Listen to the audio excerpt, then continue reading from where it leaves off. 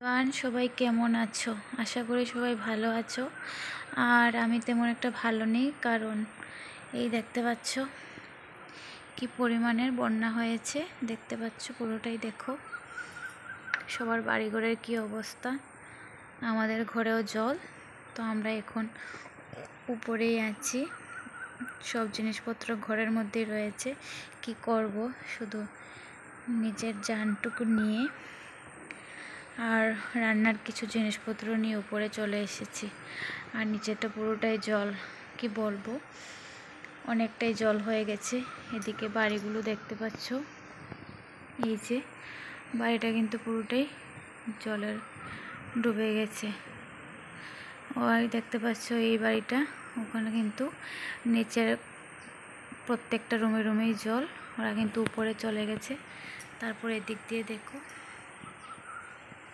এই যে এখানে কিন্তু সবার ঘরেই জল। আর এই যে এটা আমাদের রাস্তা, আসার রাস্তা। এখানে কিন্তু অবস্থাটা দেখো, মানে এখানে সবার ঘরে ঘরে জল আর কি। অনেকের কম, অনেকের বেশি, এমনটাই আর কি।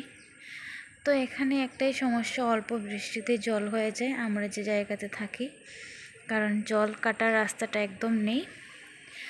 যা বৃষ্টি হয় জল এখানেই থেমে যায়, এরকমই অবস্থা। কারণ এই যে দেখতে পাচ্ছ, এই জায়গাটাতে জল যাওয়ার কোনো রাস্তা নেই।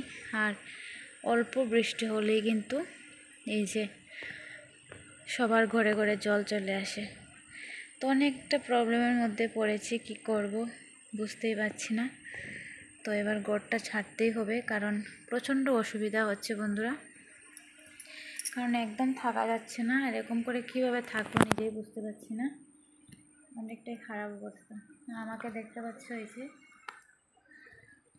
তো আমি নিচের জায়গাটা একটু তোমাদেরকে দেখাবো। ঘরে এখন আর যাব না, কারণ ঘরে নানান ধরনের পোকামাকড় ঘরের ভিতরে আছে, এর জন্য আর ঘরে ঢুকবো না। অন্য সময় যদি সম্ভব হয় তাহলে তোমাদের সাথে ঘরের দৃশ্যটা শেয়ার করব, কারণ ঘরের প্রচুর খারাপ অবস্থা। আমি একটা ছোট্ট ক্লিপ নিয়ে রেখেছিলাম কাল রাতে। তো কাল রাত থেকেই, মানে কালকে বিকেল দিক থেকে, মানে পুরোটাই পরিষ্কার ছিল, এখানে কোনো জল ছিল না, কিছুই ছিল না। তো রাতের বেলা বৃষ্টি হয়েছে, হঠাৎ দেখি জানালা খুলে পিছন দিকটা পুরো এরকমই হয়ে আছে। তো দেখতে দেখতে মানে রাত 10টা বেজে গেছে। তো দেখছি একদম উঠোনের মানে সাইড অব্দি জল এসেছে। তো টেনশনে তো ঘুম আসছিল না। রাত 12টা বাজছে, আমি একবার বাইরে এসে দেখছি যে কতটুকু জল আসে। তখন দেখেছি যে সিঁড়ি পর্যন্ত জল আছে। তো কিছুক্ষণ পর আবার উঠে উঠে এভাবে দেখছি, রাত 2:30-এ জলটা ঘরেই ঢুকেছে। তারপর কি করলাম, তাড়াহুড়ো করে সব জিনিসপত্র গুছিয়ে রাখলাম। রেখে রাতটা কোনো মতে এখানেই কাটিয়েছি, ঘরের মধ্যে।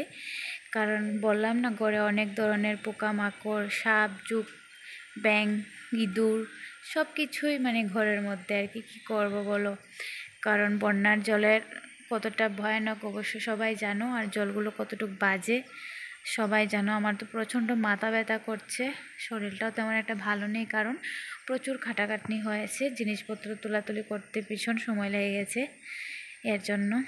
তো আমি চাইছি তোমাদেরকে আমি ঘরের সামনের দৃশ্যটা অল্প দেখানোর চেষ্টা করছি। তো চলো।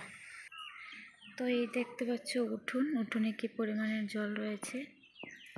এই যে পুরো সাইডটাতে প্রচুর পরিমাণের জল।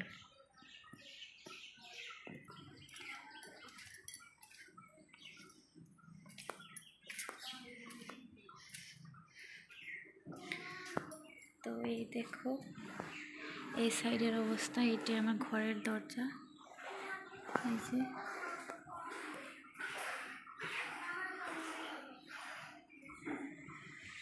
এই যে ওদের ঘরের জল, আর আমাদের ঘরের তো দরজাটা খুলতে পারছি না।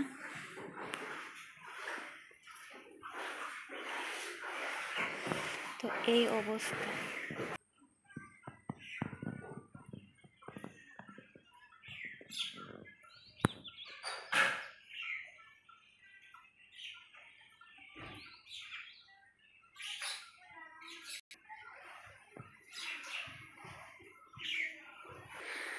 তো তোমাদের সাথে পুরোটাই শেয়ার করলাম যে বাইরের অবস্থাটা কেমন, আর ভেতরের অবস্থাটা শেয়ার করতে পারিনি কারণ ঘরে যেতে পারবো না এখন। তোমরাই বলো এই পরিস্থিতি কি করা যায়, কি করলে ভালো হবে। সবাই একটু পুরো ভিডিওটা দেখো, দেখে একটু ভালো সাজেশন করো, একটু ভালো সাজেস্ট করো যে কি করা যায়। এখন তো রুমটা ছাড়ার কোনো গতি নেই, কি করব বলো। এত খারাপ অবস্থার মধ্যে থাকা সম্ভব না। তো আজকের মতো ভিডিওটা এখানেই রাখছি। সবাই ভালো থেকো, সুস্থ থেকো।